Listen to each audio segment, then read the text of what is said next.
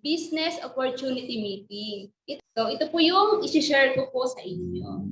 Ang pag-uusapan po natin ngayon is kung paano po ba maging matalinong mamimili. Kumbaga lahat po tayo consumer, tama po ba? Kumbaga gumagamit po tayo ng sabon, kape, lotion, toothpaste. Pero meron pong dalawang uri po pala ng consumer. Ito po yung regular consumer at saka wise consumer. Kung ikaw ay isang regular consumer, no, ikaw ay bumibili sa supermarket. No? So pag tayo po ay bumibili po sa supermarket, nawawalan po tayo dito ng pera. Kasi ito po ay gastos or expenses po, kumbaga wala pong bumabalik sa atin. Tama po ba? So gusto po ba natin na yung ating monthly gastos ay gawin po nating monthly income? Dito po pumapasok yung pagiging matalinong mamimili or wise consumer. Kung tayo po ay matalinong mamimili, tayo po ay bumibili sa DXN Grocery Store. Yan, pag sa DXN Grocery Store po kasi tayo namimili, no, meron po tayong discount card. So magkakaroon po tayo dito ng 15 to 25% lifetime discount. So yan, ito po yung mga produkto po ni DXN. So papaliwanag ko lang po ng kaunti. So ito po yung pinaka-main product ng DXN. Ito po yung RG. Siya po yung taga-detox or taga-tanggal po ng ating toxins sa ating katawan. Ito rin po yung GL. Siya po yung taga-repair nating cells, tissue, organs. Meron din po tayong spirulina tablet at spirulina capsule. So ito po ay 100% alkaline. So complete nutrients po ito. So meron din po tayong Rosel tablet. Ito po ay 100% vitamin C. Meron din po tayong Andro G or serpentina. So 100% serpentina po ito.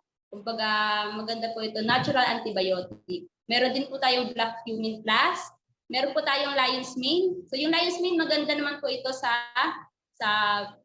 brain po natin, sa mga makalimutin, sa may mga Alzheimer's disease. So maganda po yung Lion's Mane. Meron din po tayong Cordyceps. So yung Cordyceps maganda naman po ito sa ating mga organs.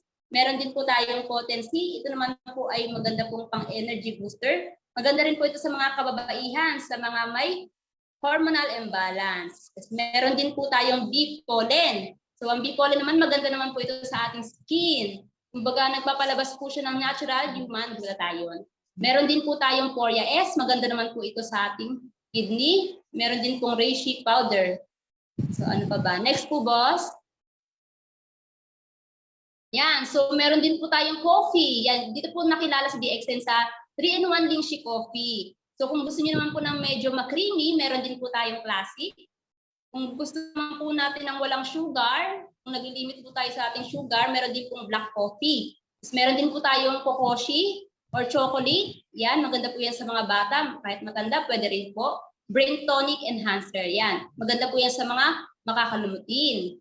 Yan. Meron din po tayong Spica Tea. Maganda naman po ito sa ating maganda po ito sa baga, maganda po sa mga may mga excess na plema. Yan, meron din po tayong iba't ibang klase po ng mga coffee like tea latte, no, She Cafe, white cappuccino, cordyceps. So yan. So, meron din po tayong She Mint Candy. Ito maganda naman po ito sa mga may sore throat, makating lalamunan.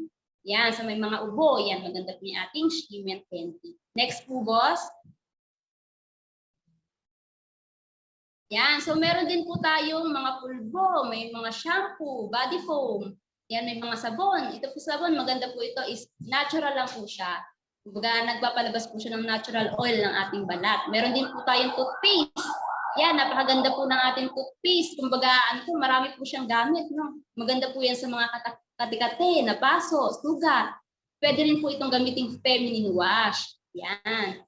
So meron din po tayong Ganosi massage oil. Yan, maganda po yan, panghaplas. Maganda po sa ating mga muscles, sa mga pagod, sa mga nangangalay. Yan, pwede pong panghaplas. Meron po tayong dye na clean. Yan, panlaba, may mga panghugas ng plato, may mga lipstick, aloe vera. Kumbaga kompleto po ang produkto ni DXN para po tayo nag-grocery lang din sa labas. So yan, next po, boss.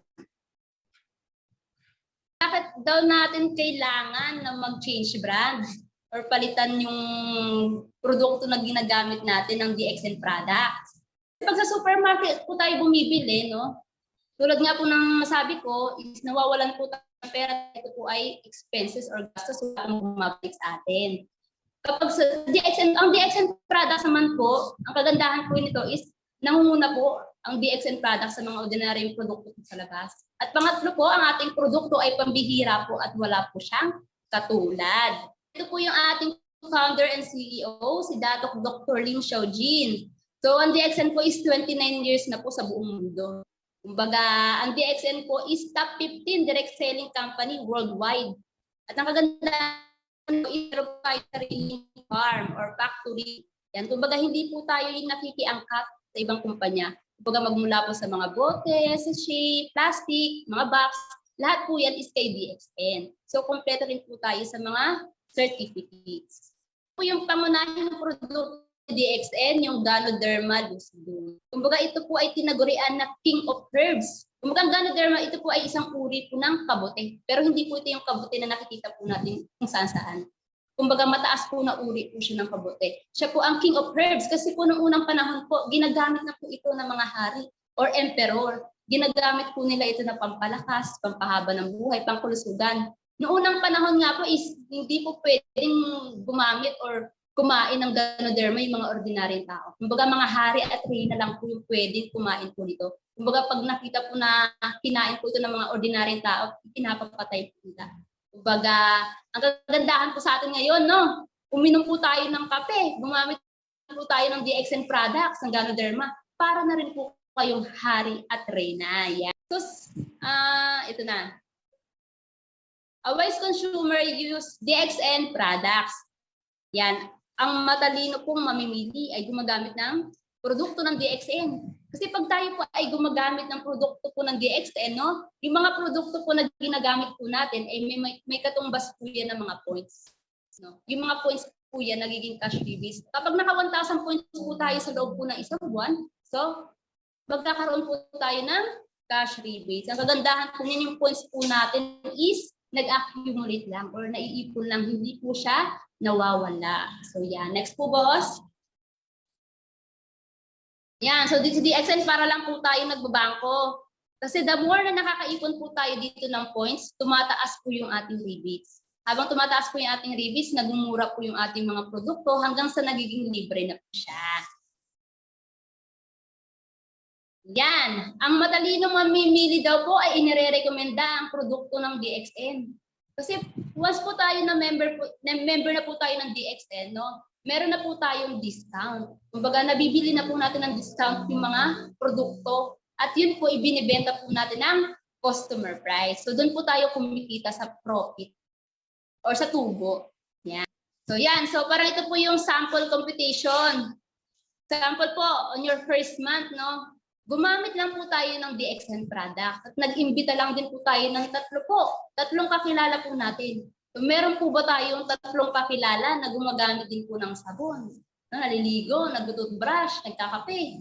So napakarami po, tama ba? So tuturuan lang po natin sila na mag-change brand at mag 1,000 points sa loob ng isang buwan. Yan. Ang 1,000 points po, parang katambas po niya ng mga 3,000 pataas. So sabi po dito, ang isang Pilipino daw po, no, na may apat na member family ay ng 3,000 pataas buwan-buwan sa mga ginagamit po nila, no, mga basic na pangangailangan. So parang mag-change brand lang po kayo. Parang ganito po, ikaw po yan. Nakapag-invite po kayo ng tatlo niyo pong kakilala na nag 1,000 points din po. On your first month, ang income niyo po dito is 198 pesos. Yan. Malaki po ba o maliit? Yan, malaki na po ba yung 198? Kung tutusin po ang 198 po, ito po ay malaki na din, no? Kasi kumbaga, ang tagal na po natin gumagamit ng sabon, kape, lotion, toothpaste sa labas, pero wala naman pong bumalik. So dito, nag-change brand lang po tayo, meron pong ibinalik po sa atin si DXN. So yan, on your second month po, yan, ganun lang din po yung scenario. Yung tatlo po natin kakilala, tinuruan lang din po natin sila na mag-invite po ng tatlo po nilang kakilala na gumagamit din po ng sabon, kape, lotion, toothpaste. So, ganun din po kayo, nag-invite po kayo ng tatlo. So, on your second month po, ang income niyo na po is 1,254. So, yan. Next po, boss. Yan. On your third month po, same scenario lang po. Yung mga kakilala po ng kakilala natin is nag-invite lang din po ng mga kakilala po nila. On your third month po, ang income niyo na po dyan is 8,294. So, libre na po yung ating grocery. Diretso na po natin on your fourth month po. Yung mga kakilala ng kakilala, kumbaga hindi na po natin kakilala. Kumbaga nagpakilala at nag-invite din po sila at gumamit po ng DXN product, nag-maintain po ng 1,000 points. Ang bonus po natin is 48,250. So, ito po boss is perfect computation po ito. So, yan. Paano naman mag 1,000 points? Yan. Yung sample po natin, kumbaga, di ba kasi sinasabi parang mahirap daw mag-maintain, no? Ano to, madali lang po. Kasi yan, example po yung 21 grams po ng isang bag ng malaking kape. Ang points po niyan is 118 points. No? So, ang kailangan po natin is 1,000 points. Dinivide po natin yung 1,000 sa 118. So, ang kailangan po natin sa isang buwan is 9 bags ng coffee. So, ang isang bag po, meron po yung 20 sachet. So, yung 20 sachet times po natin ng 9 bags. So, kailangan po natin ng 180 sachet per month. So, para hindi po tayo mahirapan, i-divide po natin yan ng 30 days. So, 180, i-divide po natin ng 30 days per month. Lalabas po na, yan, 6 sachet per day. So, kung baga 6 sachet, ilan po ba yung kasama po natin sa loob ng bahay? Diba? Ilan po ba yung mga kakilala po natin na nagkakape? Baka kulang pa po yung 6 na sachet. Tama po ba? Ang pinag-uusapan po natin dito, kape pa lang po yan. Kumbaga, napakarami pong produkto na DXN na pwede po natin mai-alok sa ating mga kakilala. Yan, next po boss. Paano naman po mag-member sa DXN? Mga nag-invite po sa inyo, humingi lang po tayo ng application form sa kanila. So mag-sign up lang po tayo at magbayad po tayo ng ating registration fee. Ito naman po yung mga benefits natin kapag tayo po ay nag-join sa DXN. So una, ito po ay lifetime membership. So pangalawa, international sponsoring. So kahit po yung mga kakilala niyo po ay nasa ibang bansa, is pwede po natin silang ipa-member. So pangatlo, no time limit to achieve promotion of status.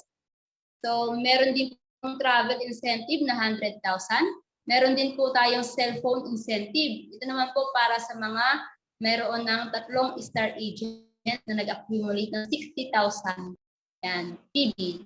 So makakuha po kayo ng 12,000 cellphone incentive. Meron din po monthly profit sharing at yung kagandahan din po, meron po ito inheritance. Kumbaga yung pinaghirapan po natin sa DXN, no, na ipapamana po natin sa mga mahal po natin sa buhay. Kumbaga hindi po mawawala yung ating pinaghirapan. Pwede po hindi pa sa asawa, sa anak, no, sa apo sa tuhod, apo sa lampakan, no, sa ingrown, no, di ba?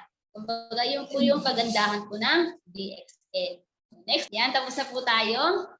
Mga katanungan po ba?